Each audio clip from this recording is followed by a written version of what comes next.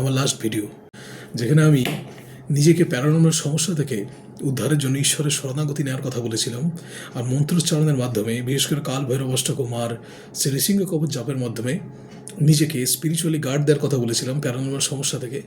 তো সেটার পর অনেকেই আমাকে প্রশ্ন করেছেন যে আমি যে পদ্ধতিগুলো বলেছি সেটা তো সময় সাপেক্ষ পদ্ধতি, মানে একটা নির্দিষ্ট কনসিস্টেন্সি মেনে একটা নির্দিষ্ট প্রসিডিউর অনুযায়ী অনেকটা দিন যদি ক্রমাগত সেই মন্ত্রোচ্চারণগুলো না করা হয়, তাহলে কিন্তু তৎক্ষণাৎ কোনো রকমের দৈব ইন্টারভেনশনের বা আশীর্বাদ লাভ করার আশা রাখতে নেই। তা সেখানে অনেকে আমাকে জিজ্ঞেস করছেন, দাদা এরকম কোনো পদ্ধতি আছে যেটা দিয়ে তাৎক্ষণিক বেসিস ইমিডিয়েটলি প্যারানর্মাল সমস্যা থেকে কিছুটা রেহাই পাওয়া যেতে পারে? তা বলবো আছে।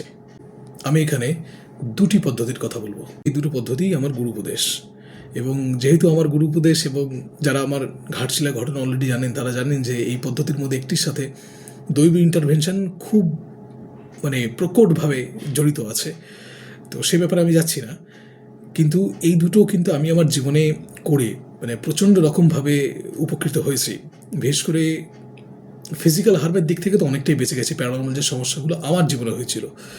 তো প্রথমটি হলো গিয়ে যে আপনি একটি মাছের জাল জোগাড় করুন, যে মাছের জাল তাতে রোজ মাছ ধরা হয়, সেরকম একটি জালের অল্প একটু টুকরো জোগাড় করে সেটিকে কালো কারের সাথে নিজের হাতে মাদুলির মতো ধারণ করুন। তো এইটা যদি আপনি করেন তাহলে দেখবেন যে প্যারানর্মাল সমস্যা থেকে না ফিজিক্যাল হার্মের যে জায়গাটা সেটা অনেকটাই কমে যাবে।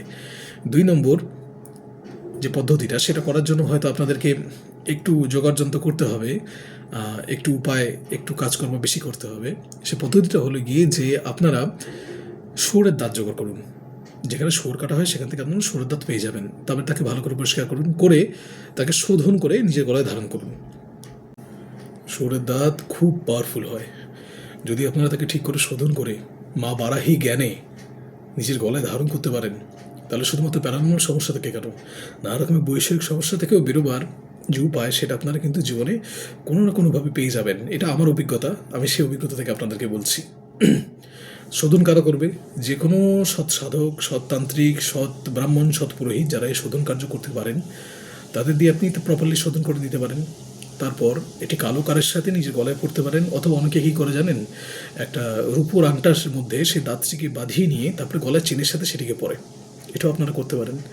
তবে পড়ার পরে, গলায় পড়ার পরে যদি আপনারা রোজ সেই দাঁতকে নিজের মাথায় ঠেকিয়ে পুজোর সময় শ্রী আদি বারাহি স্তোত্র আর বারাহি দ্বাদশ নামে দুটো পাঠ করেন, সেই দাঁতকে মা বারাহি জ্ঞানে এবং মায়ের কাছে কৃপা চান যে বিভিন্ন রকমের যে প্যারানর্মাল সমস্যা, বৈষয়িক সমস্যা, সেখান থেকে মা যাতে একটু কৃপা করেন আপনাদেরকে ওয়ে আউট দেওয়ার জন্য, তাহলে আমি আশা করি যে অনেকটা বেশি ফল পাবেন আপনারা। হয়তো এটাতেও একটু বেশ কয়েকদিন সময় মতো লাগবে, তবে আস্তে আস্তে আপনার জীবনে চেঞ্জ আপনি দেখতে পাবেন। বিশেষ করে প্যারানর্মাল সমস্যা থেকে যে ফিজিক্যাল হার্মের জায়গাটা, সেই জায়গাটা প্রায় নিশ্চিহ্ন হয়ে যাবে।